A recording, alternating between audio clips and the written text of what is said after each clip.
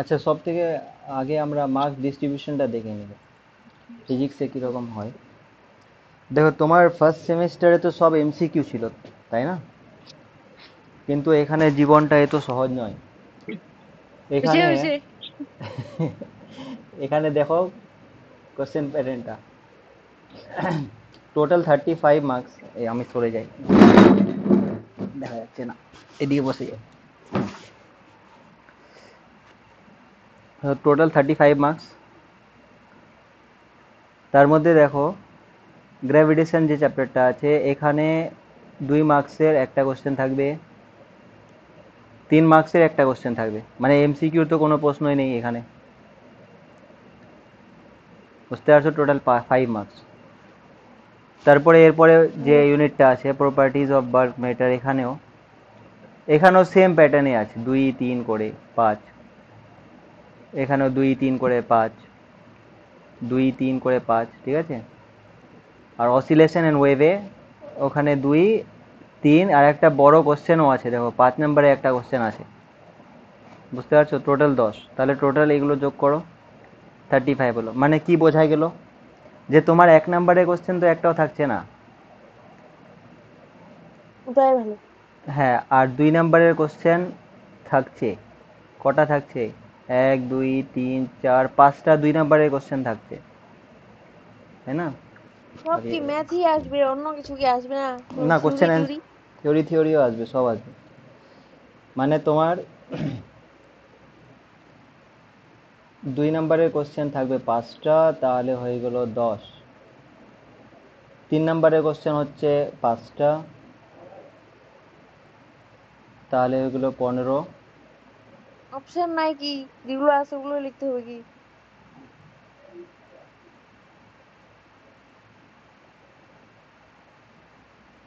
আচ্ছা, এখানেও দেখো, এখানেও একটা আছে, অপশান থাকতে পারে। আমরা কোশ্চেনটাও দেখব। এখানে দেখো, মানে এগুলো অ্যান্সার করতে হবে এগুলো। 5 নম্বরের দুটো কোশ্চেন, মানে একটা প্রপার্টিজ অফ বাল্ক ম্যাটার থেকেও একটা 5 নম্বরের কোশ্চেন থাকবে। তাহলে তোমার হয়ে গেল 5 নম্বরের কোশ্চেন হচ্ছে 2টা, মানে হচ্ছে 10। তাহলে টোটাল হয়ে গেল 35। মানে টোটাল কোশ্চেন লিখতে হবে কটা তাহলে?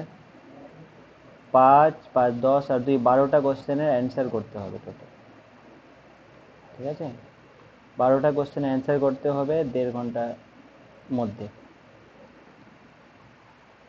তো সেই হিসেবে এবার এটা টিক করার মতো নয়, এটা তোমার ডেসক্রিপ্ট টাইপ অ্যান্সার লিখতে হবে। কিন্তু যে অভিকর্ষ কাকে বলে, তাহলে অভিকর্ষ কাকে বলে অ্যান্সার লিখতে হবে। হ্যাঁ, এবার এখানে দেখো 3 নম্বরের যে কোশ্চেন এরকমও হতে পারে, এটা তোমার দুটো কোশ্চেন মিলে একটা কোশ্চেন দিল, যে আহ, জানি আমি। হ্যাঁ, তো ওটাই 5 নম্বরের মধ্যে একটা কোশ্চেন ও ডেরিভেশন দিয়ে দিতে পারে, যে এটা 5 নম্বরের লেখো, তুমি ডেরিভেশন করো। আর না হলে 5 নম্বরের মধ্যে 2+3 করে আসতেই পারে, এটা কোনো ব্যাপার না। কিন্তু একটা কোশ্চেনের মধ্যেই থাকবে, ঠিক আছে। তো এই হিসেবে হচ্ছে কোশ্চেন প্যাটার্নটা তোমাদের থাকবে। তো এখন আমি বলছি কেন, বলছি এই জন্য যাতে তুমি সেই হিসেবে প্র্যাকটিস করো আর কি। এর মানে পরীক্ষার আগের দিন খালি এমসিকিউ গুলো দেখে চলে টিক করা যাবে না, এটা শুরু থেকে প্র্যাকটিস না করলে। ঠিক আছে, তো আমরা গ্র্যাভিটেশনটা পড়ছিলাম, তো ওখানকার অনেক কিছু পড়েছি, কয়েকটা টপিক বাকি আছে, আমরা ওগুলো করব আজকে। তো যেগুলো পড়েছি তার মধ্যে লাস্ট আমরা যেটা দেখেছিলাম সেটা হচ্ছে যে, এটা ধরো পৃথিবীটা, তো পৃথিবীর কেন্দ্র থেকে যদি তুমি বাইরে যাও উপরের দিকে, তাহলে আমরা দেখেছিলাম এটা ধরো ভূপৃষ্ঠ, তাহলে এটা হচ্ছে ক্যাপিটাল আর, আর এইটা হচ্ছে এইচ। ভূপৃষ্ঠ থেকে এইচ উচ্চতা যদি যাও, তাহলে জি এর মানটা কমতে থাকে। ভূপৃষ্ঠ থেকে তুমি গভীরের দিকে যদি যাও, তাও জি এর মানটা কমতে থাকে, গভীরতায় যদি যাও। এর মানে ভূপৃষ্ঠতে ম্যাক্সিমাম জি এর মানটা, তার জন্য আমরা একটা গ্রাফও প্লট করে দেখেছিলাম। এদিকে এরকম, এদিকে এরকম। কি এইদিকে ওরকম ওরকম। ধরো এটা তোমার ভূপৃষ্ঠটা, এটা কেন্দ্রটা, আর এদিকে আর, তাহলে এখান থেকে ভূপৃষ্ঠ অবধি এটা গ্রাফটা কিরকম? মানে মধ্যবিন্দু দিয়ে যাবে। হ্যাঁ, তো কি তো এরকম না না, সোজা। সরল রৈখিক, তাই তো, লিনিয়ার। লিনিয়ার। তারপরে এখানে ম্যাক্সিমাম ম্যাক্সিমাম ভ্যালুটা কত? ওটা কত মানে? জি এর এখানে ম্যাক্সিমাম হচ্ছে না ভূপৃষ্ঠে, জিটা ম্যাক্সিমাম হচ্ছে ভূপৃষ্ঠে, এটা কত ভ্যালুটা? Capital g capital M by r square. ওইটার কথা বলছেন? হ্যাঁ, এটার কথাই বলছি। আর তারপরে তুমি আরো যদি বাইরে যাও তাহলে এটা কমতে থাকে এভাবে করে। এটা আমরা গ্রাফ দেখেছিলাম। তো ভূপৃষ্ঠে উচ্চতার সাথে জি এর মানটা কমে, সেটা লিনিয়ার নয় কিন্তু, রৈখিক নয়। আর ভূপৃষ্ঠের গভীরতার সাথেও জি এর মানটা কমে, যেটা রৈখিক। সেন্টারে কেন্দ্রে গিয়ে জি এর মানটা 0 হয়। আজকে আমাদের যেটা বিষয় সেটা হচ্ছে যে পৃথিবীর ঘূর্ণনও হয়, তো পৃথিবীর ঘূর্ণনও হয়। তাহলে এটা ধরো পৃথিবীটা, আর পৃথিবীটা সাপোজ ঘুরছে এই অক্ষ বরাবর, এইদিকে ঘুরছে ওয়েস্ট টু ইস্ট, পশ্চিম থেকে পূর্ব দিকে ঘুরে পৃথিবীটা। তাহলে ওয়েস্ট টু ইস্ট যদি ঘোরে পৃথিবীটা, তাহলে এই ঘোরার জন্য কি এর কোনো জি এর পরিবর্তন হয় কিনা এটা আমাদের দেখার বিষয় এখন। এটা নর্থ পোল আর এটা হচ্ছে সাউথ পোল। ঠিক আছে, অ্যাকচুয়ালি আসলে এরকম থাকে না, আসলে থাকে কি রকম, আসলে ইনক্লাইন্ড আছে, পৃথিবীটা একটু ইনক্লাইন্ড আছে এরকম, মানে এইভাবে করে ঘুরে। ঠিক আছে, এইভাবে করে, কিন্তু ক্যালকুলেশনের সুবিধার জন্য এটাকে আমি সোজা করে দেখিয়েছি। ঠিক আছে,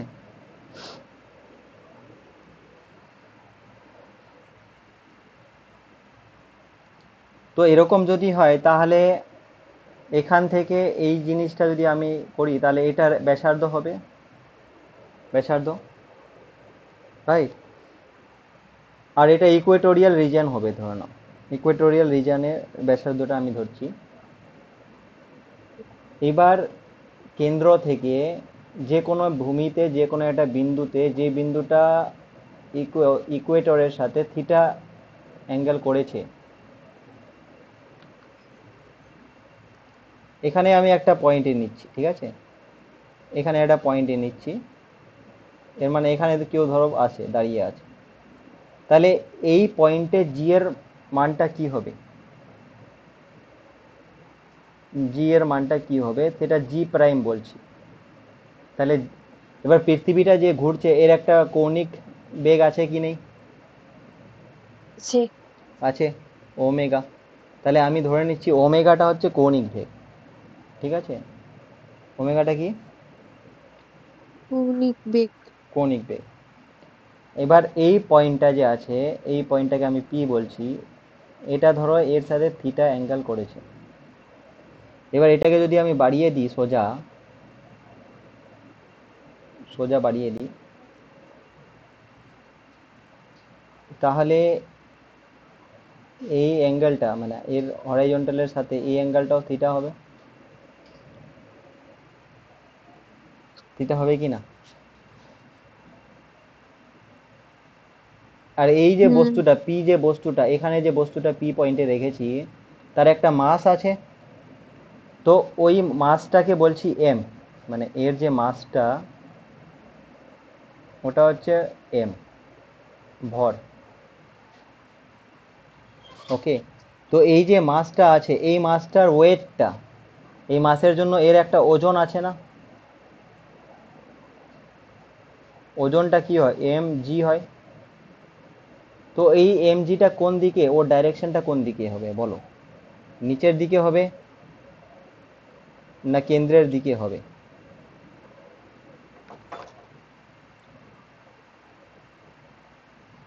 কোনটা হবে, 1 নাম্বার না 2 নাম্বার? ডাইরেকশনটা কোনটা হবে? এমজিএস কেন্দ্রে হয়তো। এক না দুই? এক। একটাই হবে, রাইট। একটাই হবে কেন্দ্রের দিকে, ঠিক আছে।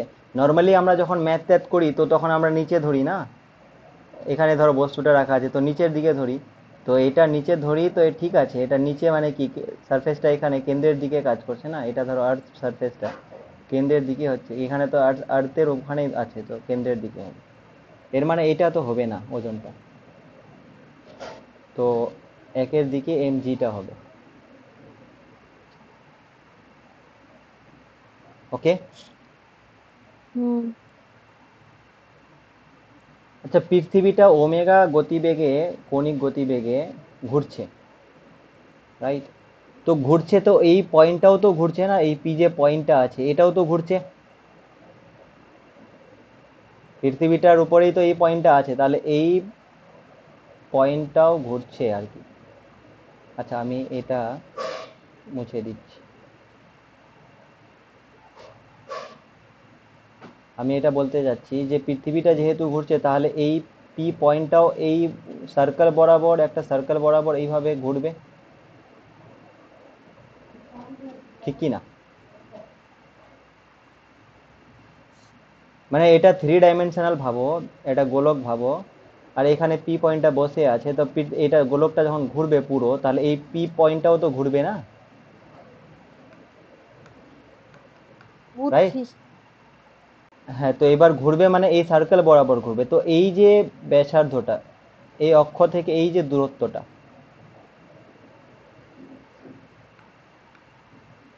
তাহলে এই দূরত্বটাকে আমি বলছি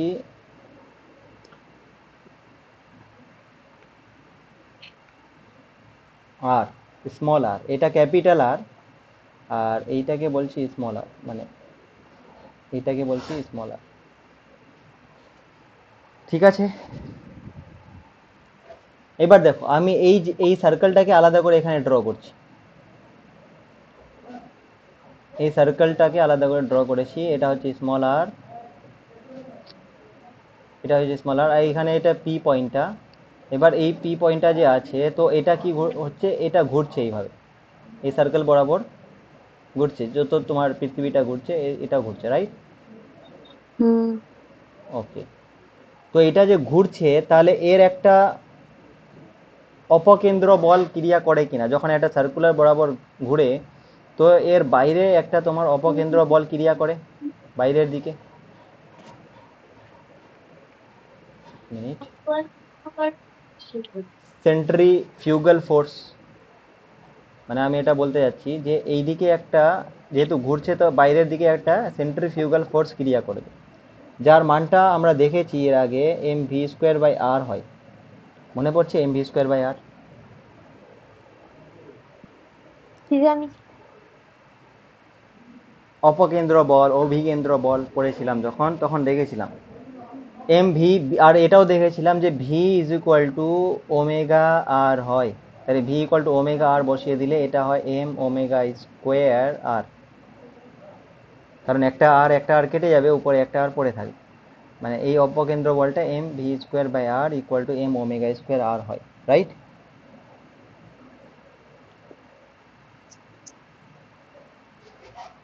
সিউডো ফোর্স অলিক বল যখন পড়েছিলাম তখন আমি বলেছিলাম, যদি নাও মনে পড়ে তো মুখস্থ রাখো যে এটা যখন ঘুরছে যেহেতু, তো বাইরের দিকে তুমি একটা যেমন দড়ি দিয়ে কিছু ঘোরাই, ঘোরালে ছেড়ে দিলে এটা বাইরের দিকে যায় না টেনজেন্ট বরাবর, তো কেন যায়, কারণ বাইরের দিকে একটা তোমার অপকেন্দ্র বল ক্রিয়া করে সেন্ট্রিফিউগাল ফোর্স, বলে ছিটকে যায় ওদিকে, আর ভেতরের দিকে একটা ফোর্স ক্রিয়া যায়, এটা সেন্ট্রিপিটাল মানে অভিকেন্দ্র, তো আমরা এটা অপকেন্দ্রটা দেখছি,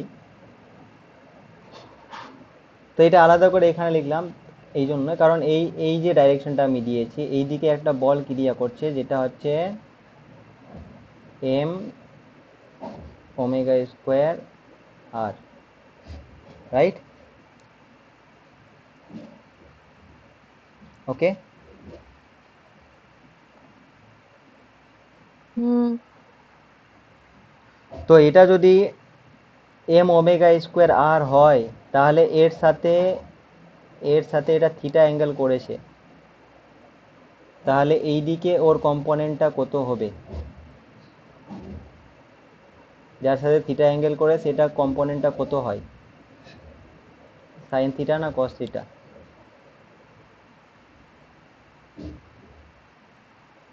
কস থিটা। এটা আমরা পড়েছি যে ধরো একটা ভেক্টর আছে, এইদিকে ভেক্টর যার সাথে থিটা অ্যাঙ্গেল করবে সেটা কস থিটা হয়। এটা যদি আর হয় তাহলে এটা আর কস থিটা, এটা এইদিকে আর সাইন থিটা যার সাথে অ্যাঙ্গেল করবে না। 11-এ ফার্স্ট সেমিস্টারে পড়েছি। তো এটা M omega square R cos theta হলো, এটা বোঝা গেছে? গেছে। ওকে। আর এম জিটা কোন দিকে কাজ করছে? কেন্দ্রের দিকে।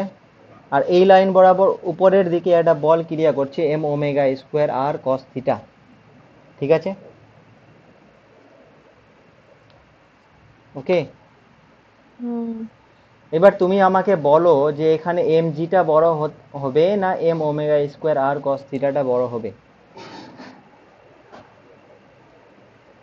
যদি এম ওমেগা স্কোয়ার আর কস থিটাটা বড় হয় সাপোজ, তাহলে বস্তুটা তো ছিটকে যাবে পৃথিবী থেকে, বাইরে চলে যাবে।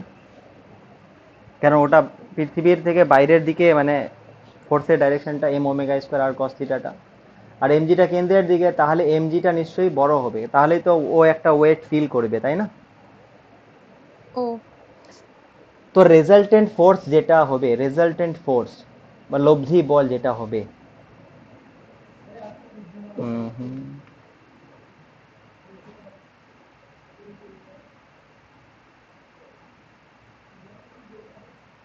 লব্ধি বল যেটা হবে সেইটা তোমার কেন্দ্রের দিকে কাজ করবে, সেটা কত হবে? M G minus M omega square R cos theta, এটা কেন্দ্রের দিকে কাজ করছে। এটা বোঝা গেছে কি না? গেছে। ওকে। তো এখান থেকে আমি যদি এম জি কমন নিয়ে নিই, তাহলে এটা হয়ে গেল 1 - এম তো কমন নিয়ে নিচ্ছি, তাহলে ওমেগা স্কোয়ার আর নিচে একটা জি আসবে, কারণ জি তো এখানে নেই, তাও আমি বাইরে নিয়েছি, কস থিটা। এটা হচ্ছে ফোর্সটা, তাহলে force is equal to M G times 1 - omega square R cos theta by G. Okay. এই পুরো জিনিসটাকে কারণ force equal to mass into acceleration হয় না, তাহলে এম তো মাস, আর বাকি জিনিসটাকে আমি জি ধরবো, তাহলে জি তো ধরবো না, জি প্রাইম ধরবো, কারণ জি তো অলরেডি আছে, তাহলে এম জি প্রাইম ধরে নিলাম। তাহলে জি প্রাইম ইজ ইকুয়াল টু কি দাঁড়ালো? G prime is equal to দাঁড়ালো g 1 - omega square R by G cos theta. তাহলে এই জিনিসটা বোঝা গেছে।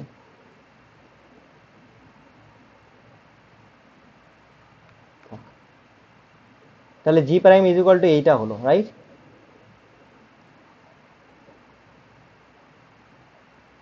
হুম। এবার তাহলে বলো যে জি প্রাইমটা ওমেগার সাথে বাড়ছে না কমছে?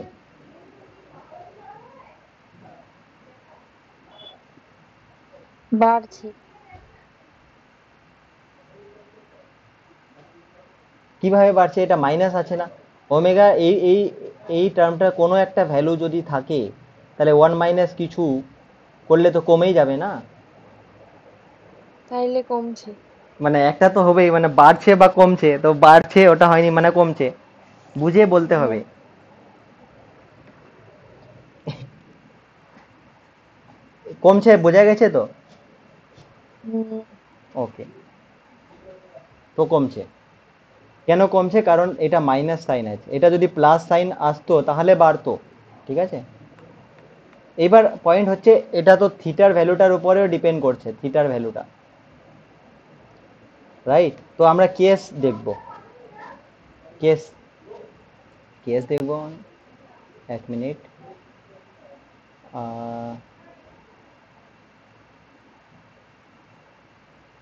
ইস, আমি ছোট করতে চাচ্ছিলাম, ছোট হবে না নাকি? এনিওয়ে, কি করা যাবে? Case number 1, hmm case number 1, ইকুয়েটারে, অ্যাট ইকুয়েটার, নিরক্ষীয় নিরক্ষীয় অঞ্চলে, ঠিক আছে?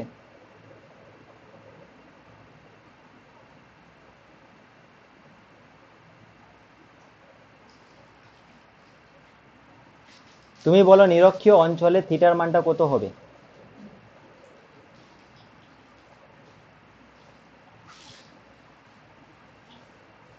নিরক্ষীয় অঞ্চল মানে কি?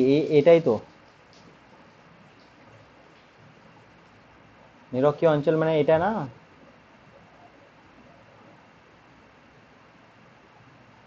রাইট? হ্যাঁ তো এই নিরক্ষীয় অঞ্চলে থিটার মানটা কত হবে?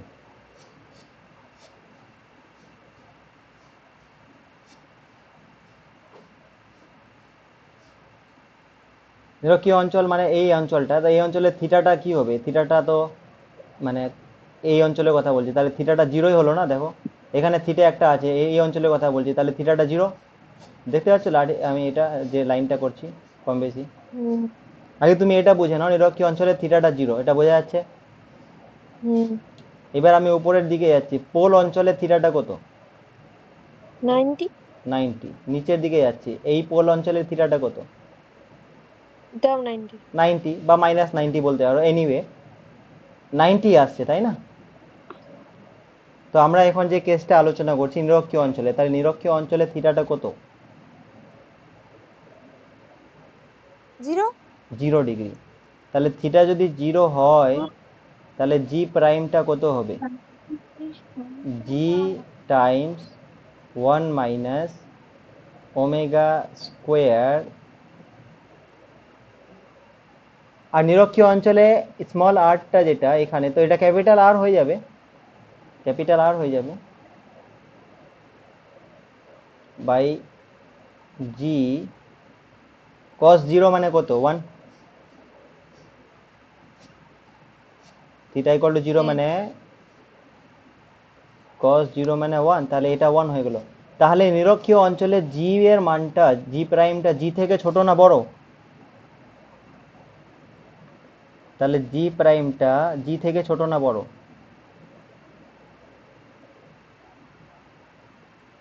জি থেকে হুম,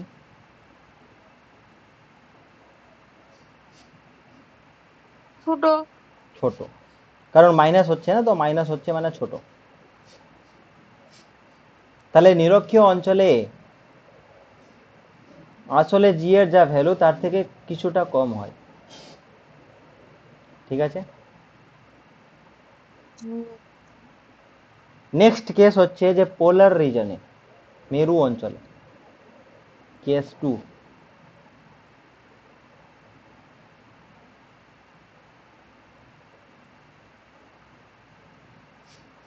পোলার রিজন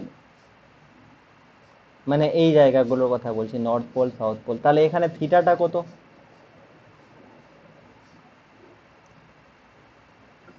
90 ডিগ্রি এখনই দেখালাম।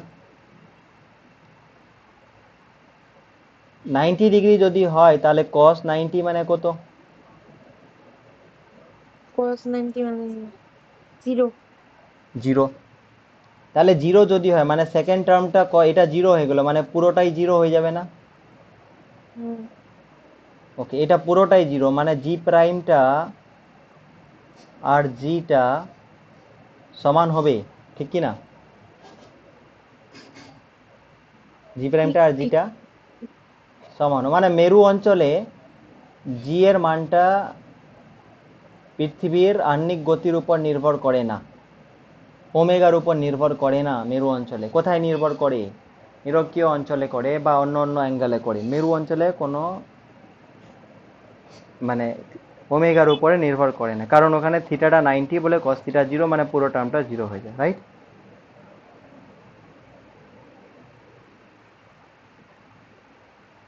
ওকে, হুম।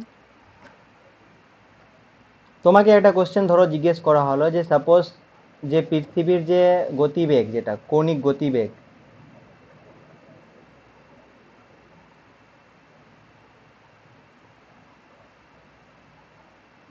সেটা দ্বিগুণ করা হলো। কি করা হলো? দ্বিগুণ করা হলো, মানে ওমেগা থেকে 2 ওমেগা করা হলো। তাহলে মেরু অঞ্চলে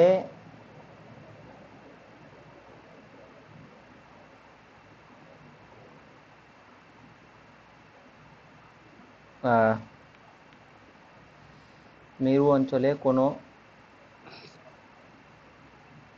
বস্তুর ওজন দ্বিগুণ হবে, অর্ধেক হবে, 3 সমান হবে, কোনটা কারেক্ট অ্যান্সার?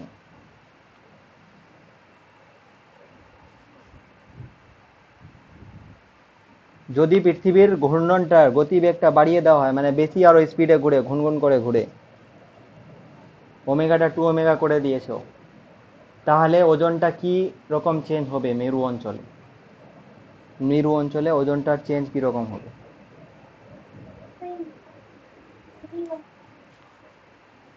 কি হবে বলো? আমি কিছু বলছে নাকি? হ্যাঁ,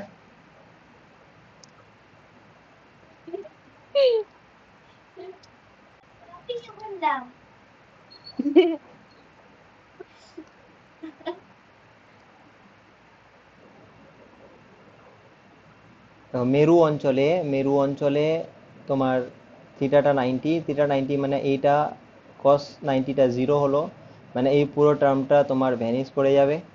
তাহলে জি প্রাইমটা ইজ ইকুয়াল টু জি হবে, এটা আমি দেখালাম।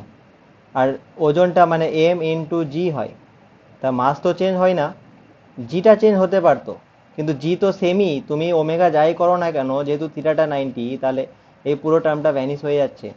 মানে তুমি ওমেগাটা ডবল করো, 3 গুণ করো, 4 গুণ করো, 1000 গুণ করো না কেন, পোলে যদি ও থাকে তাহলে ওর ওজনটা সবসময় সেমই থাকবে, মানে এটা সমানই হবে, কারণ পোলের ক্ষেত্রে ওমেগার উপরে ডিপেন্ডই করে না গ্র্যাভিটিটা, গ্র্যাভিটেশনাল অ্যাসেলারেশনটা। ঠিক আছে, কারণ থিটাটা 90 ডিগ্রি হয়ে যাচ্ছে এই জন্য। ওকে, ওকে। বুঝতে পারলে ওকে বলবে, ঠিক আছে?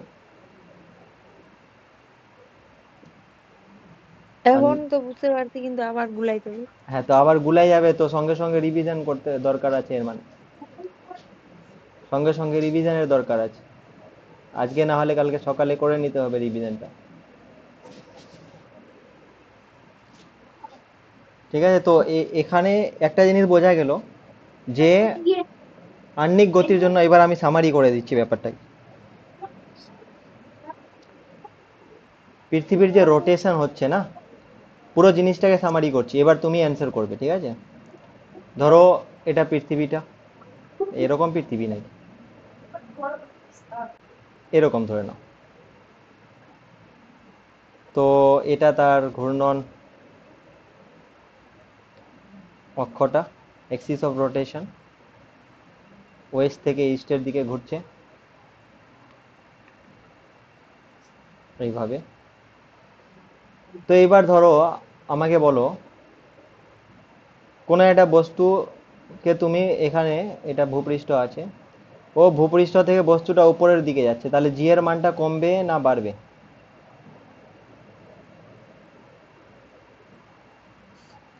কমবে। জিটা কমবে। ও ধরো ভূপৃষ্ঠে ছিল, উপরের দিকে যাচ্ছে, তো জিটা কমছে। আর ভূপৃষ্ঠ কেন্দ্রের দিকে যাচ্ছে, কেন্দ্রের দিকে যাচ্ছে, তাও কমবে। তাও জিটা কমবে। আর তারপরে এটা ইকুয়েটর, এটা পোল, ওকে। আর এই বস্তুটা এখানে আছে, বস্তুটা ইকুয়েটরের দিকে আসছে, ইকুয়েটরের দিকে আসছে, ইকুয়েটরের দিকে আসছে। তাহলে কি হবে, মানে এই দিকে আসছে, তাহলে জি এর মানটা কি হবে?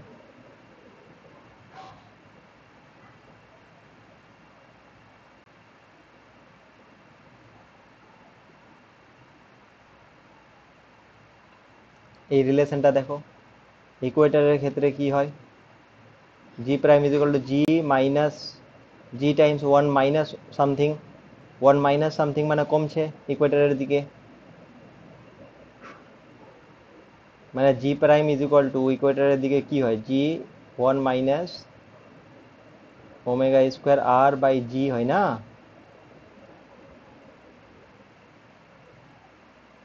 দেখো না, G times one minus omega square R by G, তাহলে এটা মাইনাস আছে মানে ইকুয়েটরের দিকে যাচ্ছে মানে কি কমছে, কি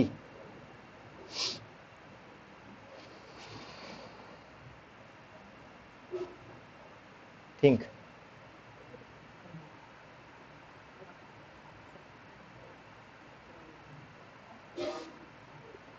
ঠিক আছে। ঠিক আছে, এবার ধরো ইকুয়েটরের দিকে আসলো তো কমলো, এবার ওই বস্তুটা ইকুয়েটরই না, ওর ভালো লাগছে না এইদিকে ইকুয়েটরের দিকে, তো ও বলছে ঠান্ডা এলাকায় একা একা বসে থাকবো মেরু অঞ্চলে গিয়ে। তাহলে মেরু অঞ্চলের দিকে গেলে ও জি এর মানটা বাড়বে না কমবে, মেরুর দিকে যাচ্ছে।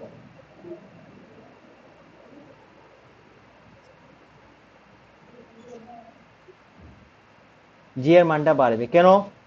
তার কারণ মেরুতে সব থেকে ম্যাক্সিমাম হয় জিটা, বুঝতে পেরেছো? তাহলে ম্যাক্সিমাম হচ্ছে, আর এইদিকে ইকুয়েটারে জিটা সব থেকে মিনিমাম হয়, মানে ইকুয়েটারে জিটা সব থেকে মিনিমাম হয়। আর মেরুতে জিটা কি হয়, মেরুতে জিটা তোমার কি হয়, ম্যাক্সিমাম হয়। তাহলে এই দিক থেকে যদি পোলের দিকে যাওয়া যায় তাহলে নিশ্চয়ই জিটা বাড়বে না, বেড়েই তো ম্যাক্সিমাম হবে। আর ওটা এখান থেকেও দেখতে পারো, মেরুতে থিটাটা জিরো, তাহলে এই টার্মটা ভ্যানিশ করে যাচ্ছে, বোঝা গেছে? তাহলে তিনটা কেসেই কমছে, একটা কেসে শুধু বাড়ছে। উপরের দিকে গেলে কমছে, কেন্দ্রের দিকে গেলে কমছে, নিরক্ষীয় অঞ্চলের দিকে গেলে কমছে, মেরু অঞ্চলের দিকে গেলে খালি বাড়ছে। বাড়ছে। ক্লিয়ার হয়েছে? হুম। ওকে,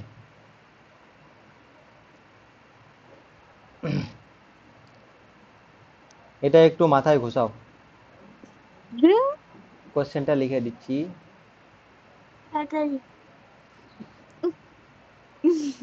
যে পৃথিবীর আহ্নিক গতির জন্য, ঠিক আছে, যেহেতু এবার তোমাদের কোশ্চেন আসবে তো কোশ্চেন করতে হবে।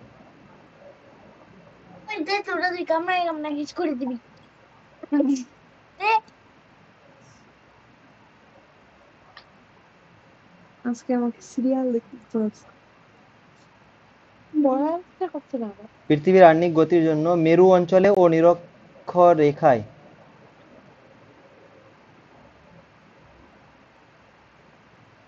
একটা কথা বলার ছিল, বলো। আপনাকে আমি একটা জিনিস পাঠাইছি, ওটা দেখে নেবেন হ্যাঁ ক্লাস করানোর পরে। দেখেছি। কি রে? নিরক্ষরেখায় অভিকর্ষজ ত্বরণের মানের পার্থক্য কত?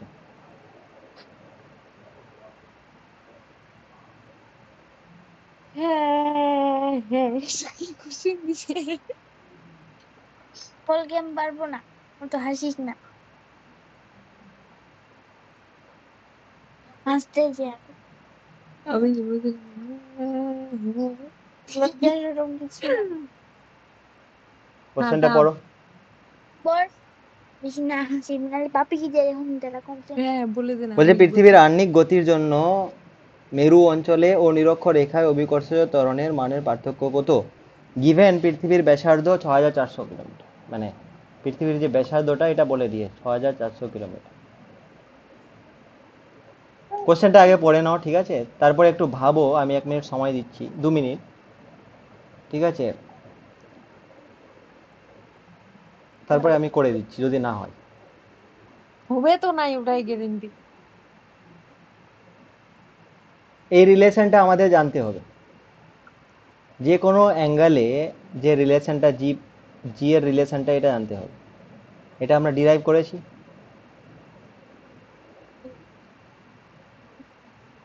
একবার দেখে নাও, তারপরে ধরবো, তোমাকে বলবো, জিজ্ঞেস করবো, আমি লিখবো G prime is equal to G into এটা। দেখে নাও, হয়ে গেলে বলবে, আমি তাহলে ওখানে লিখবো।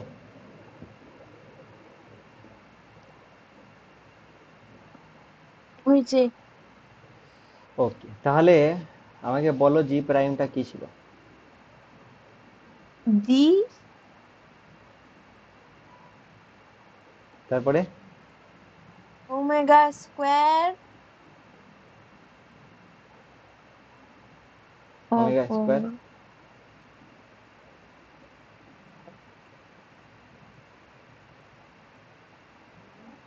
ওমেগা। হ্যাঁ ছোট আর ছিল না। আর ঠিক আছে, ছোট হাড়ি বসাচ্ছি, ছোট হাড়ি বসাচ্ছি। বাই জি। আর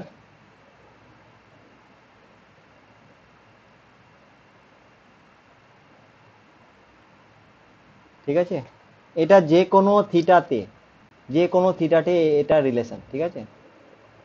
যে কোনো থিটাতে, মানে কি, এটা ধরো পৃথিবীটা, এটা ধরো অক্ষটা, পৃথিবীর ঘূর্ণন অক্ষটা এইদিকে ওয়েস্ট থেকে ইস্টে ঘুরছে, তাহলে যে কোনো থিটাতে, মানে ও যে কোনো জায়গায় থাকতে পারে, এখানে থাকতে পারে, এখানে থাকতে পারে, ওকে, এখানে থাকতে পারে, এখানে থাকতে পারে, এখানে যা ইচ্ছা,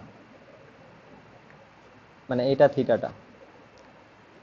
এবার আমি ধরো আগে আমি পোলের ক্ষেত্রে বের করছি, তাহলে জি পোল লিখছি, জি প্রাইম পোল লিখছি, তাহলে জি প্রাইম পোলের ক্ষেত্রে কত হবে? জি 1 - ওমেগা স্কোয়ার, স্মল আরটা ক্যাপিটাল আর হয়ে যাবে না পোলের ক্ষেত্রে, বা স্মল আরটা এখানে যদি দেখি পোলে জিরো হয়ে যাবে, জিরো বসিয়ে দাও, এখানে জিরো বসিয়ে দাও, বাই জি ইন্টু কস 90, তাহলে এটা তো জিরো হয়ে গেল পুরো টার্মটা, তাহলে জি prime is equal to G pole আর কি, prime is equal to G হলো, রাইট? এটা এটা 2 নম্বর লিখছি, এটা 1 নম্বর দিয়েছি। এবার ইকুয়েটারে আমাদের বের করতে হবে নিরক্ষীয় অঞ্চলে, তাহলে নিরক্ষীয় অঞ্চলে জি ইকুয়েটার লিখছি, তাহলে সেটা কত হবে? জি 1 - ওমেগা স্কোয়ার, আরটা এখানে ক্যাপিটাল আর হয়ে যাবে, আর এটা জি হয়ে গেল। কস থিটাটা হচ্ছে এখানে 0 ডিগ্রি, কারণ যখন তুমি এখানে আস্তে আস্তে করে ইকুয়েটারের উপরে আসছো, তো থিটাটা কমতে কমতে 0 হয়ে যাচ্ছে, তাহলে থিটাটা 0 বসিয়ে দেবো ইকুয়েটারে, তাহলে এটা হয়ে গেল তোমার G 1 - omega square capital R by G cos 0 মানে 1, জি দিয়ে গুণ করে দাও, তাহলে এটা হয়ে গেল জি মাইনাস জি, আর জি কেটে গেল, ওমেগা স্কোয়ার আর।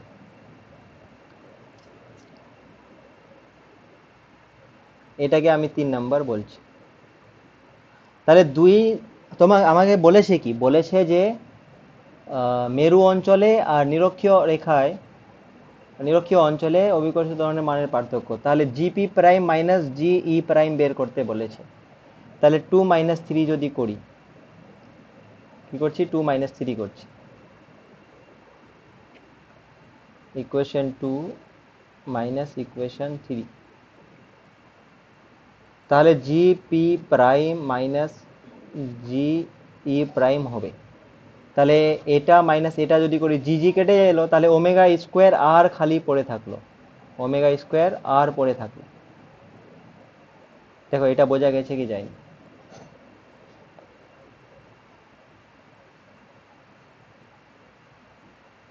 দেখো এখানে জিটা মাইনাস করলে এটা কেটে গেল, মাইনাস মাইনাসে প্লাস ওমেগা স্কোয়ার আর হলো।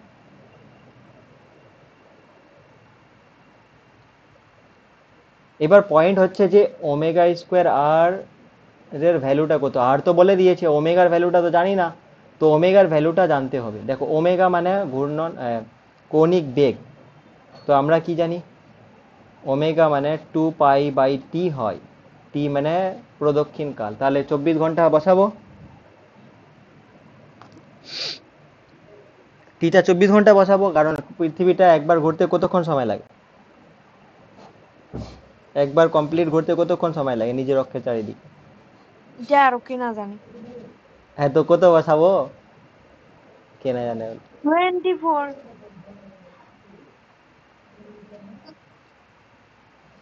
22/7 বসালাম, 24 আওয়ার, এটা 24 আওয়ার আমাকে সেকেন্ডে করতে হবে, তাহলে 60 মিনিট 60 হয়ে গেল, ঠিক আছে।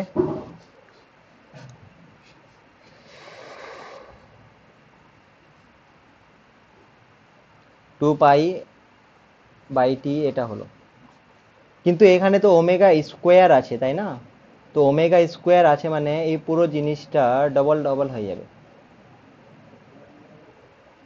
তাহলে আমি এখানে কিছু সিম্পলিফাই করতে পারি, এটা 12 দিয়ে কাটো, আরও কাটবে 2 দিয়ে 11, এখানে 6 হবে,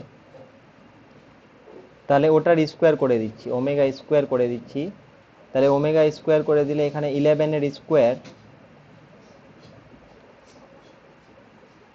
আর নিচে যেগুলো আছে 7 এর স্কোয়ার,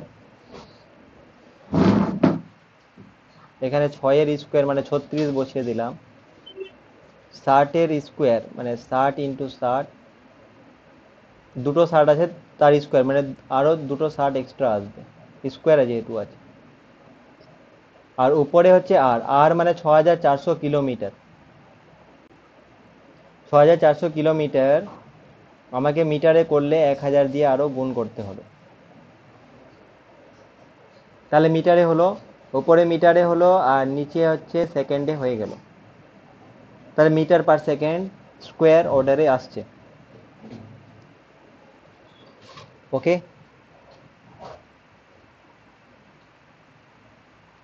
এবার এটা যদি কাটাকাটি করো তাহলে দেখো, একটা জিরো, দুইটা জিরো, তিনটা জিরো, চারটা জিরো, পাঁচটা জিরো, একটা জিরো, দুইটা জিরো, তিনটা জিরো, চারটা জিরো, চারটা জিরোই, আরেকটা কোথায়?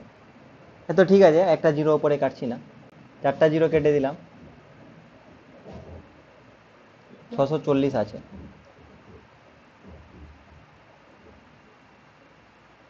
এটা মিটার পার সেকেন্ড স্কোয়ারে আসছে, ঠিক আছে, মিটার পার সেকেন্ড স্কোয়ারে, এটার ইউনিটটা হচ্ছে মিটার পার সেকেন্ড স্কোয়ার। মিটারটাকে সেন্টিমিটারে যদি করে দিই এর মানে একটা 100 দিয়ে আরো গুণ করতে হবে, বাট মিটারেই থাক, অসুবিধা নেই। তাহলে 11 11 যা 121 ইন্টু 640, উপরে তো আর কিছু নেই, আর নিচে হচ্ছে তোমার 7 7 যা 49, এখানে 36,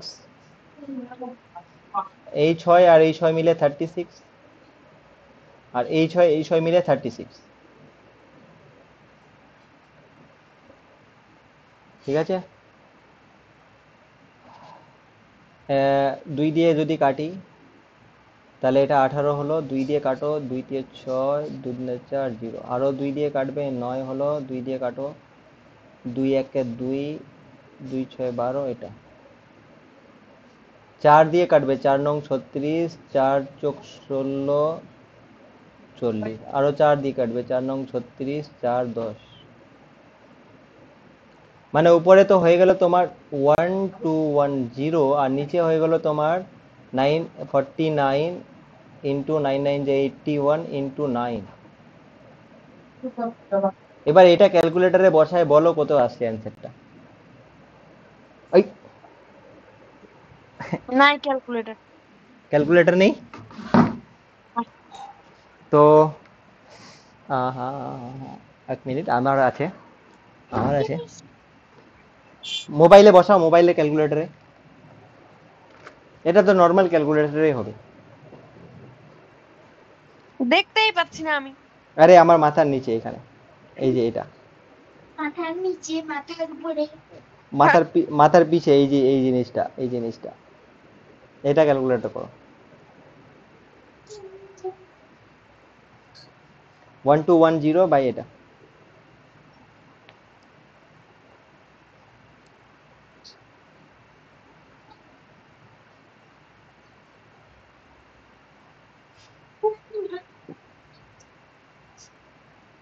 মানে 0.0338 আসবে মনে হয়। হ্যাঁ, আমি এখনো করলামই না, দাঁড়ান। করো করো।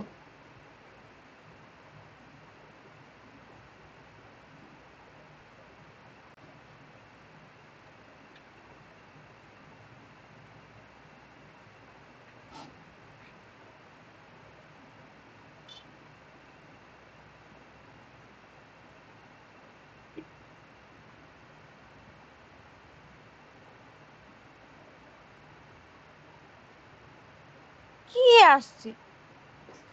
কত আসছে? ক্যালকুলেটরে বসাতে পারছো না নাকি? দাঁড়ান তো, ক্যালকুলেটারে বসাতে বললো, আমার কি উল্টা পাল্টা চলে আসছে।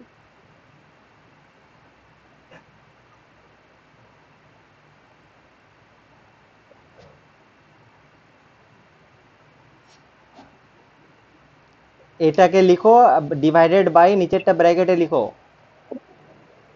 ফার্স্ট ব্র্যাকেটে। 29.521487। কি বলছো, 29 আসছে?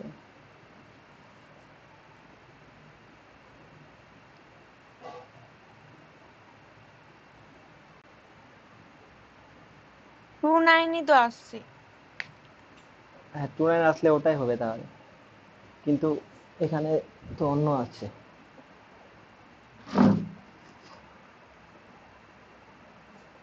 আচ্ছা, ওটা ক্যালকুলেশনটা যা হোক, প্রসেসটা বোঝা গেছে।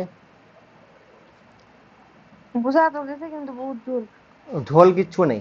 দেখো আমি একবার বলে দিচ্ছি, এই যে জিনিসটা আছে, এই জিনিসটা, এটা তো রিলেশনটা জানি আমরা, থিটার সাথে কিভাবে ভ্যারি করে, ওমেগা আর থিটা।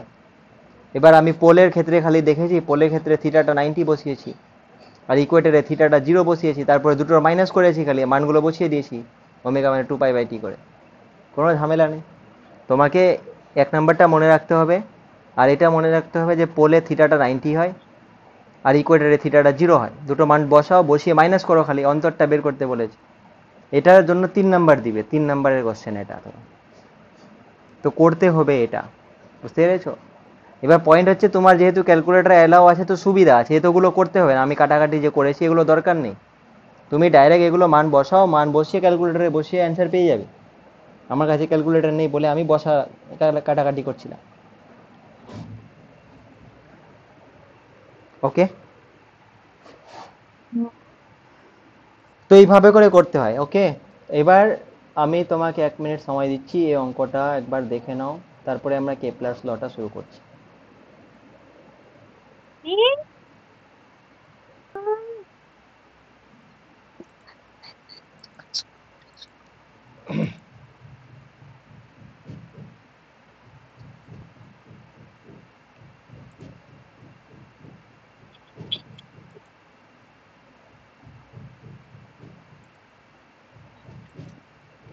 দেখো, গ্র্যাভিটেশনে এটা হচ্ছে আমাদের syllabus.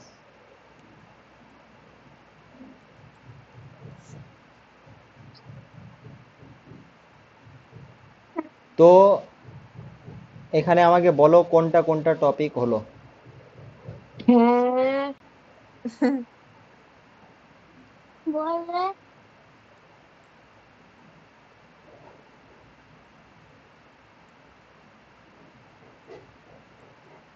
The universal law of gravitation হচ্ছে হ্যাঁ, ওটা। অ্যাক্সিলারেশন ডিউ টু গ্র্যাভিটি, এটাও হচ্ছে।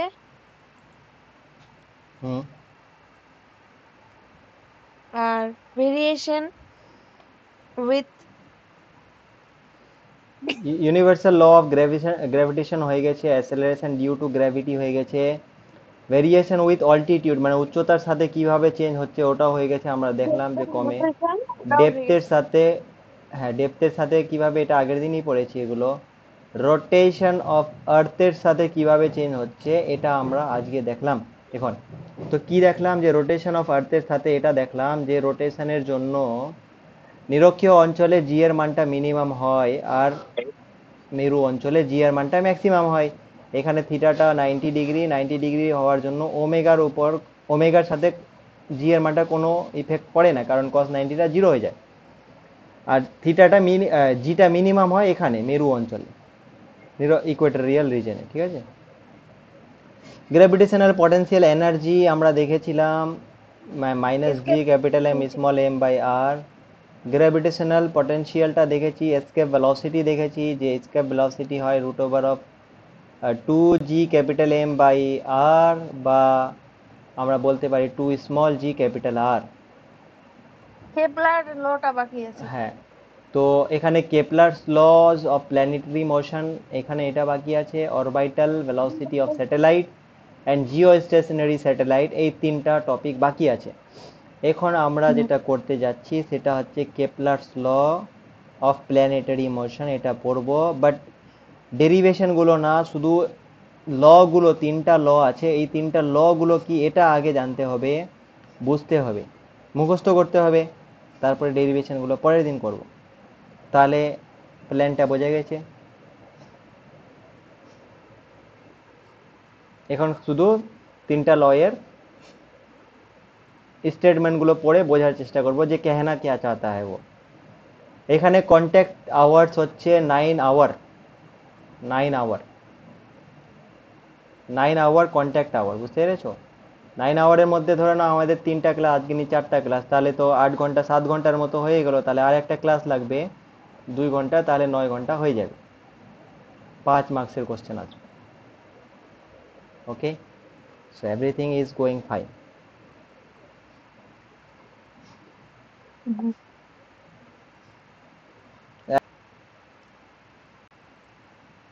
দেখো, এটা ধরো সূর্য, ঠিক আছে, এটা সূর্য, তো সূর্যটা এরকম কবে থেকে, এরকম না, গলি ধরছে এরকম।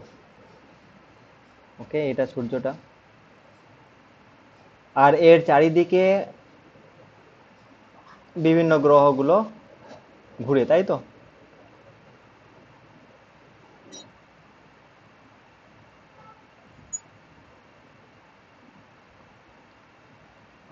ইস, এইভাবে সাপোজ ধরো মাই very efficient mother has just, মানে এখানে মার্কারি আছে, ভিনাস আছে, আর্থ আছে, ঠিক আছে, মার্কারি, ভিনাস,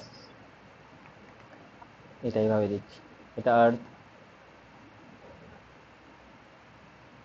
সূর্যটার চারিদিকে এইদিকে, এটা দেখো, এটা আমাদের শুধু সোলার সিস্টেমটার কথা বলছি, রাইট।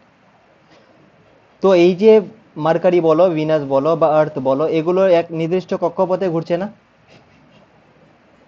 এগুলোকে আমরা বলি অরবিট, ঠিক আছে, বা কক্ষপথ বলি। যাও কিনা যাও। ওকে, আর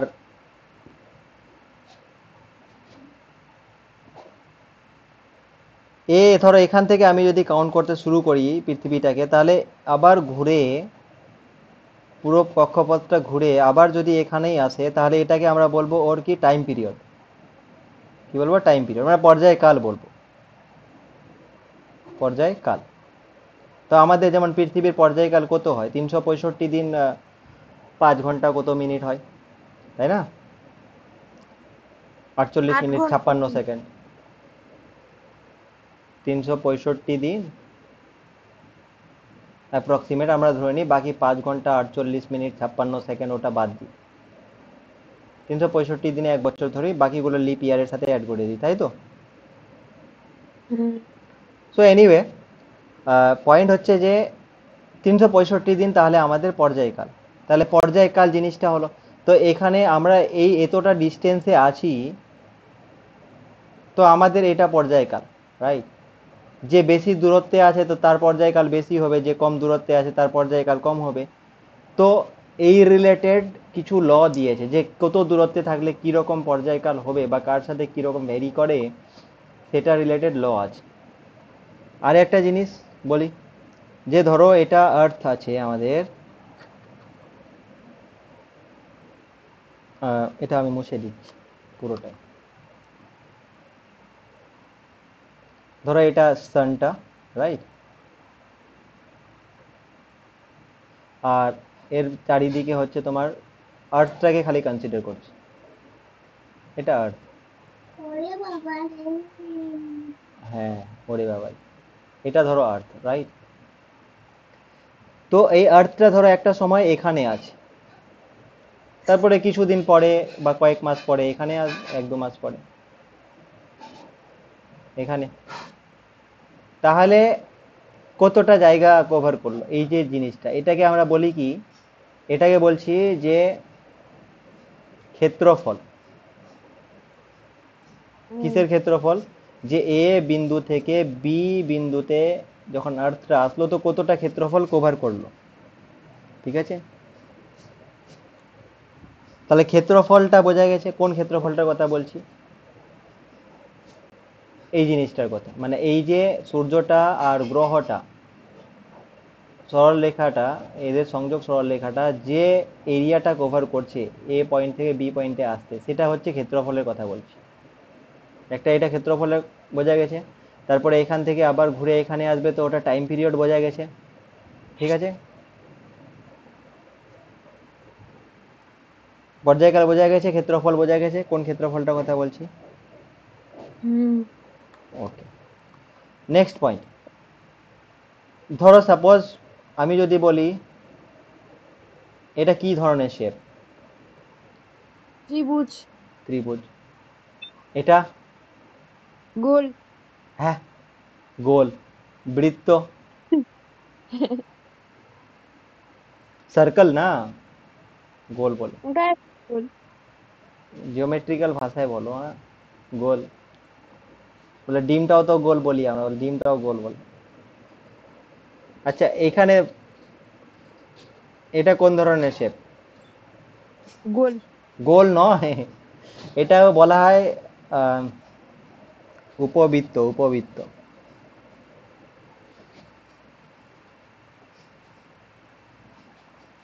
এটা বৃত্ত। আর বৃত্তের এটা হচ্ছে উপবৃত্তাকার, ঠিক আছে? বৃত্তের একটা সেন্টার আছে, ঠিক আছে?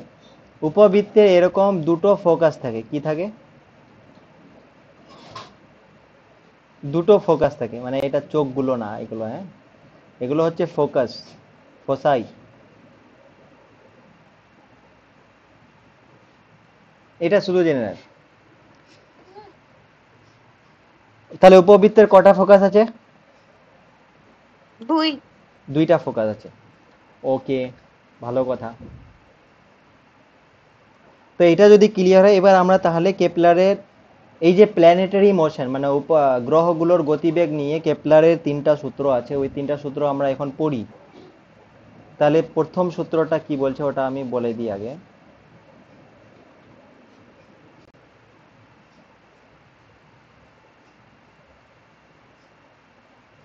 লজ অফ প্ল্যানেটারি মোশন,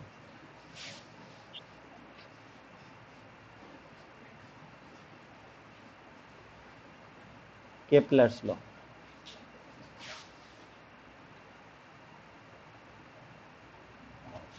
মানে কোনো নক্ষত্রের চারিদিকে গ্রহগুলো কিভাবে ঘুরবে সেই রিলেটেড আমাদের তিনটা সূত্র পড়তে হবে, যেটাকে আমরা বলছি কেপলারের সূত্র। তাহলে প্রথম সূত্র বলছে যে যে কোনো গ্রহ, ঠিক আছে, যে কোনো গ্রহ উপবৃত্তাকার কক্ষপথে আবর্তন করে, ঠিক আছে? যে কোনো গ্রহ বা প্রতিটি গ্রহ সূর্যকে কেন্দ্র করে, সূর্যকে কেন্দ্র করে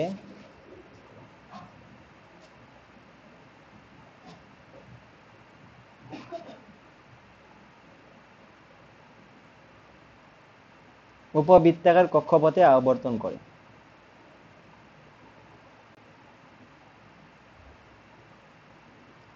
তাহলে প্রথম সূত্রটা থেকে আমরা কি পাচ্ছি, যে এই যে কক্ষপথটার আকারটা পাচ্ছি, তাহলে কক্ষপথটা কিরকম, উপবৃত্তাকার হবে। ঠিক আছে, কক্ষপথটা কিরকম হবে? Hello hello hello. উপবৃত্তাকার। উপবৃত্তাকার মানে কক্ষপথটা এরকম হবে, গোল। গোল নয়, উপবৃত্তাকার।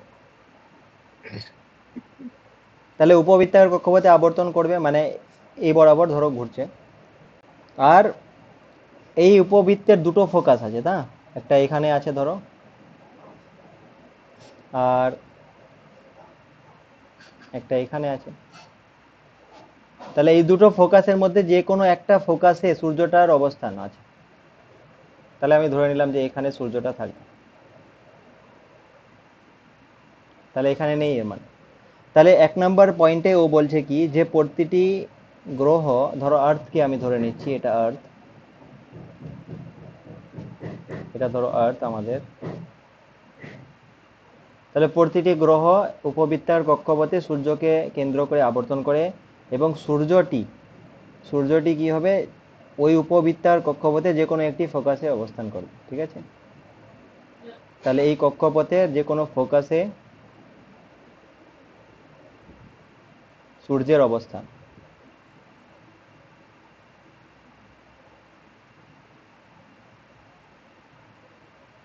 বোঝা গেছে?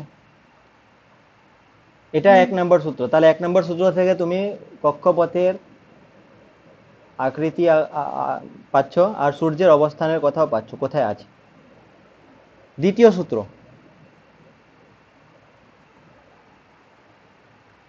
সূত্র বলছে যে যখন এই যে সূর্যকে কেন্দ্র করে ঘুরবে পৃথিবীটা, তাহলে আমি ধরে নিচ্ছি এখানে আছে, তো এটা মুছে দিলাম। তাহলে এখানে এটা কানেক্টিং লাইনটা, এটা ধরো, তাহলে কিছুদিন পর এখানে আসবে পৃথিবীটা, ধরো এখানে আসলো। তাহলে এই যে ক্ষেত্রফলটা, ওকে, সেই ক্ষেত্রফলটা বলছে যে সমান সময়ের অবকাশে সমান ক্ষেত্রফল অতিক্রম করবে। মানে কি, সমান সময়ের অবকাশে সমান ক্ষেত্রফল অতিক্রম করবে। সমান সময়ের অবকাশে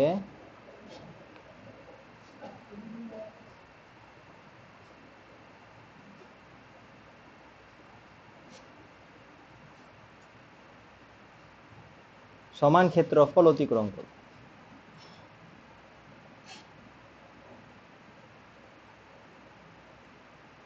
এটা একটা ইন্টারেস্টিং পয়েন্ট। দেখো, যখন এখানে বোঝার চেষ্টা করো, এই পয়েন্টটা সমান সময়ের অবকাশে সমান ক্ষেত্রফল অতিক্রম করবে মানে এটা কি বোঝাচ্ছে। দেখো, ধরো এটা আমার, এটা কি হলো, এখানে আমার আছে, ধরো এইভাবে তোমার এটা ছিল,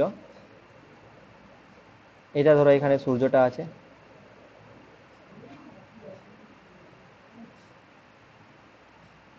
এবার ধরো আর্থের পজিশনটা আমি ড্র করছি, ধরো আর্থটা এখানে ছিল, এখান থেকে এখানে আসছে।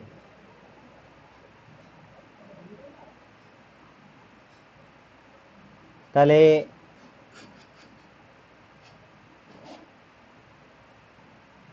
এরিয়াটা কতটা কভার হলো, এটুকু এরিয়া কভার হলো, ঠিক কি না? ধরো এ থেকে বি পয়েন্টে পজিশনে গেল, তাহলে এটুকু এরিয়া কভার হলো। এখন সানটা থেকে আর্থটা অনেক দূরে আছে, তাহলে এখান থেকে এ পয়েন্ট থেকে বি পয়েন্টে যেতে ধরো 1 মাস সময় লেগেছে, সাপোজ 1 মান্থ। ওকে, কিন্তু যখন কাছে আসবে পৃথিবীটা, এখানে ধরো এখানে যখন পৃথিবীটা আসবে, তো তখন এই 1 মাসে কিন্তু এটা এ থেকে বি এতটুকু ডিস্টেন্স কভার করবে কি, মানে এ থেকে বি অবধি আসবে কি এতটা, ধরো এটা এখান থেকে এইটুকু যতটা ডিস্টেন্স, এখানে সি থেকে ডি এটুকু আসবে কি না বেশি আরো এগিয়ে যাবে? কি মনে হচ্ছে? ওটুকুয়ে। 1 মাসে, এখানে 1 মান্থ ডিউরেশন ধরছি।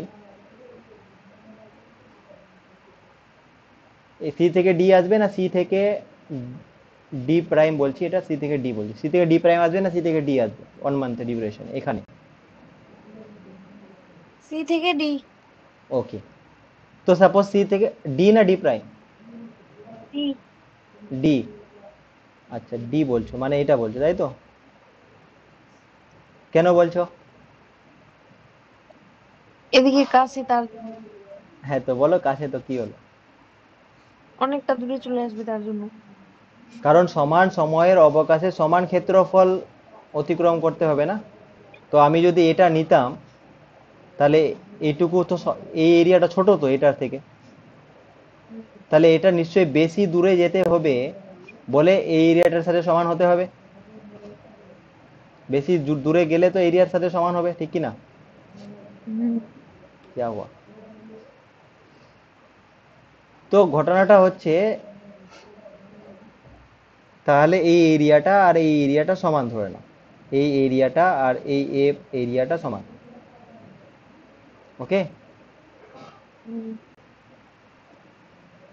তো এই তৃতীয় সূত্র থেকে তুমি এটা বলতে পারছো যে যখন পৃথিবীটা সূর্যের থেকে দূরে থাকবে তখন পৃথিবীটার গতিবেগ কম হবে, যখন পৃথিবীটা সূর্যের কাছে আসবে তখন পৃথিবীর গতিবেগ বেশি হবে, যাতে সমান সময়ের অবকাশে সমান ক্ষেত্রফল অতিক্রম করতে পারে। বুঝতে পেরেছো? হুম।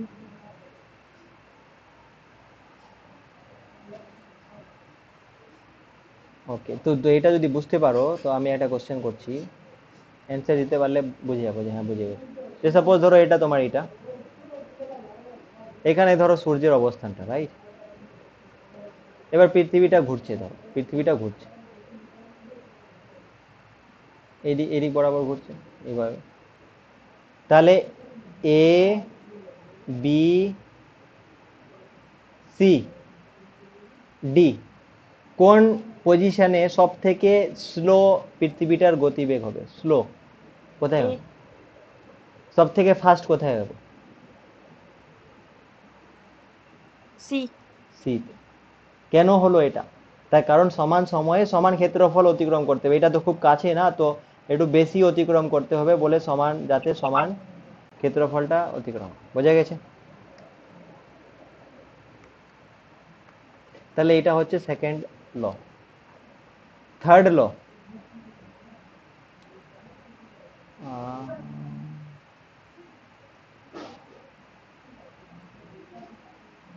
থার্ড লটা পড়ছি।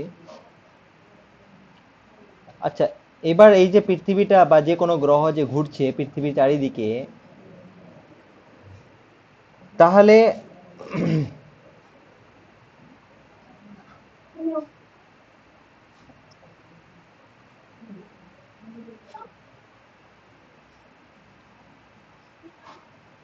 একটা জিনিস আমি বলি আগে, যে সাপোজ এটা একটা বৃত্তাকার কক্ষপথ আছে, এখানে সানটা আছে ধরো, তাহলে এখানে দুটো জিনিস হয়, মানে একটা সেমি মেজর এক্সিস হয় এই জিনিসটা এই বরাবর, ঠিক আছে? আর এটা হচ্ছে সেমি মাইনর এক্সিস। 1 মিনিট দাঁড়াও, হ্যালো শুনতে পাচ্ছ কি? বলছি একটা বৃত্তের ক্ষেত্রে ডায়ামিটার গুলো সব সমান তাই না, কিন্তু একটা এলিপসের ক্ষেত্রে এটা দেখো বড় ডায়ামিটার আর এটা হচ্ছে ছোট এই দিকেরটা। তো এই যে এটা তো মেজর এক্সিস হলো পুরোটা, এর অর্ধেক যদি করি তাহলে ওটা সেমি মেজর এক্সিস হলো, সেমি মেজর। আপাতত এইটাই মনে রাখো তাহলে, আর এটা হচ্ছে সেমি মাইনর এক্সিস এখান থেকে। এটা কেন বলছি, কারণ থার্ড লটাতে এটা লাগবে আমাদের। তো থার্ড লটা বলছে কি যে যখন কোনো গ্রহ সূর্যকে কেন্দ্র করে আবর্তন করে উপবৃত্তাকার কক্ষপথে, তাহলে ওর তো একটা পর্যায়কাল আছে, তাহলে সেটা পর্যায়কালটাকে আমি যদি টি বলি, পর্যায়কালটাকে টি বলি, তাহলে এর যে বর্গটা, পর্যায়কালের যে বর্গটা, ঠিক আছে, প্রদক্ষিণ কাল বা পর্যায়কালের যে বর্গটা, সেটা তার সেমি মেজর এক্সিসের, কি বললাম, সেমি মেজর এক্সিসের, সেটা ধরো আর বলে দিচ্ছি এটাকে, সেমি মেজর এক্সিসের আর এর ঘনফলের সমানুপাতিক। ঘনফল মানে কিউব, মানে T square proportional to R cube হয়। বুঝতে পেরেছো? মানে এটা ধরো, আমার পিছিয়ে দেখছি, মানে এটা ধরো বৃত্তাকার কক্ষপথে ঘুরছে, উপবৃত্তাকার কক্ষপথে, তাহলে ঘুরছে এখান থেকে এখানে আসতে সময় লাগবে, তো সেটা টি লাগলো, তাহলে টিটার স্কোয়ার যেটা, এটা এর এই আরটার কিউবের সাথে সমান। এর মানে আর যার যত বেশি, ঠিক আছে, আর যার যত বেশি তার টিটাও বেশি হবে। ঠিক আছে?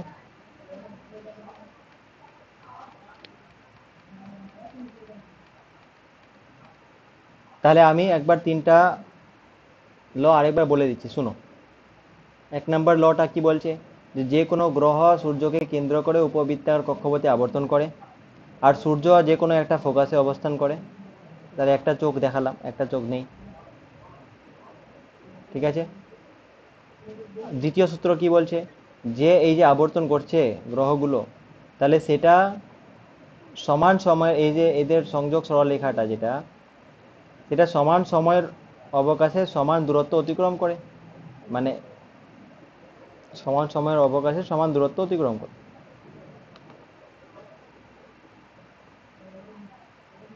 রাইট?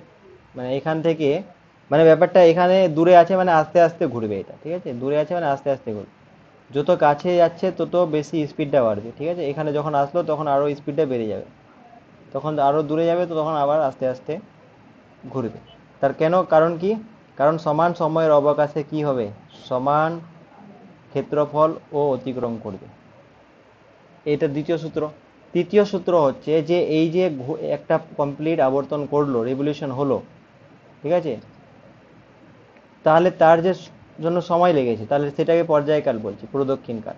এটার বর্গটা তার সেমি মেজর এক্সিসের, উপবৃত্তার কক্ষপথের সেমি মেজর এক্সিসের ঘনের সাথে সমানুপাতিক। তাহলে তিনটা সূত্র ক্লিয়ার হয়েছে। এই স্লাইডটা একটু দিলাম, দেখো, তিনটা সূত্র ক্লিয়ার হয়েছে, একবার দেখে নাও। হ্যাঁ, ক্লিয়ার হয়ে গেলে ডান বলবে, কোনো ডাউট থাকলে জিজ্ঞেস করো। 3 নাম্বারটা আরেকবার। 3 নাম্বারটা হচ্ছে যে ধরো এটা আর্থ, রাইট, তো এখান থেকে আমি শুরু করছি ধরো, তাহলে এখান থেকে শুরু করছি, তো এটা পুরো চারিদিকে ঘুরবে, সূর্যের চারিদিকে পুরো একদম ঘুরবে, হুম। ঘুরে আবার আসবে। তাহলে আমাদের 1 বছর সময় লাগে আসতে, তাই না, 365 দিন। তাহলে ওটাকে আমি টি বলছি, টাইম। ঠিক আছে, টি বলছি। আর এই টিটা কার সাথে সমানুপাতিক হয়, তাহলে এই টি এর স্কোয়ার যেটা, টিটা কারোর সাথে সমানুপাতিক হয় না, টি এর স্কোয়ারটা সেমি মেজর এক্সিসটা, সেমি মেজর এক্সিস মানে আমরা এর আগে এর পরের দিন ডেরিভেশনটা করব, তো ওখানে আরো বলবো। শুধু মনে রাখো এই যে ডিস্টেন্সটা আর যেটা, এটার সাথে, এটার কিউবের সাথে সমানুপাতিক, T square proportional to R cube, এটা হয় T square proportional to R cube. ঠিক আছে, টাইম পিরিয়ডটা আর কিউবের সাথে সমানুপাতিক হয়, আরটা সেমি মেজর এক্সিস। এটার উপরে অনেক সময় অঙ্ক করতে হয়, থার্ড লটার উপরে।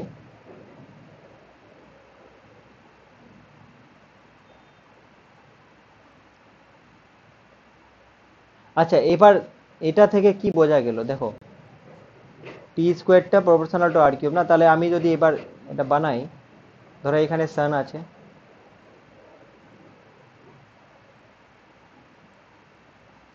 ধরো এখানে মার্কারি আছে, মানে কাছাকাছি আছে মার্কারিটা, ধরো এখানে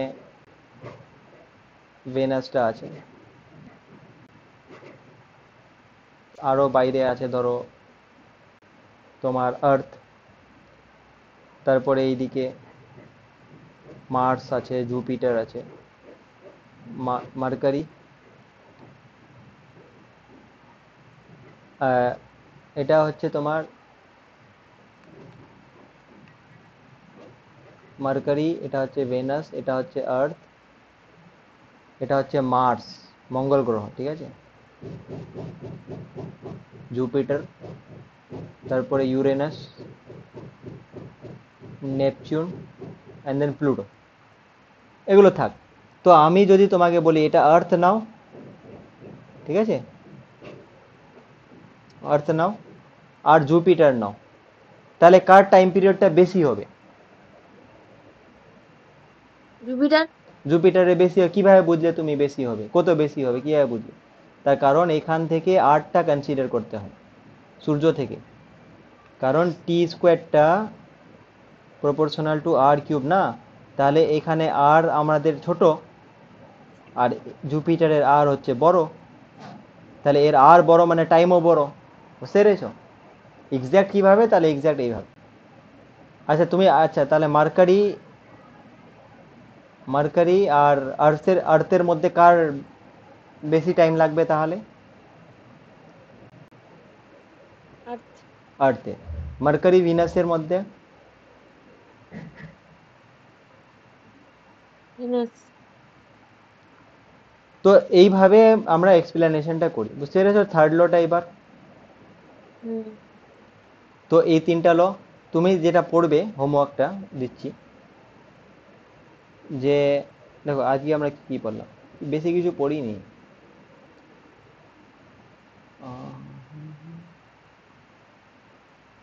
সব থেকে প্রথমে তো আমি মার্কিং স্কিমটা দেখালাম, তারপরে হচ্ছে তোমার একটা রিভিশন করলাম আগের দিনের গুলো গ্রাফটা, তারপরে দেখালাম যে মানে ঘূর্ণন হলে ঘূর্ণনের জন্য কিরকম চেঞ্জ হয় জি এর মানটা, অভিকর্ষজ ত্বরণের মানটা, সেটা দেখলাম। আমরা দেখলাম যে পোলে ম্যাক্সিমাম হয় আর ইকুয়েটরে মিনিমাম হয়। এই একটা অঙ্ক করলাম যে কতটা ডিফারেন্স হয়, মানে কত বেশি হয়, কত হয় ডিফারেন্সটা। তাহলে এটা দেখলাম যে 3.38, এই যে এখানে 3.38 এর মতো আসে। তারপরে এখানে আমি কোশ্চেন বললাম যে কি কি কমপ্লিট হয়েছে, তাহলে বুঝতেই পারছো কেপলার ল এর আমরা তিনটা স্টেটমেন্ট খালি পড়লাম, এখানে ডেরিভেশনগুলো এর পরের দিন পড়বো, ঠিক আছে, তারপরে এই জিনিসটা পড়বো, আর এখানে কেপলার্স ল গুলো বললাম, আর তারপরে মেজর এক্সিস মাইনর এক্সিস। কেপলার্স লটা একটু দেখে নাও 1 মিনিট, তারপরে হচ্ছে আমি ছেড়ে দিচ্ছি।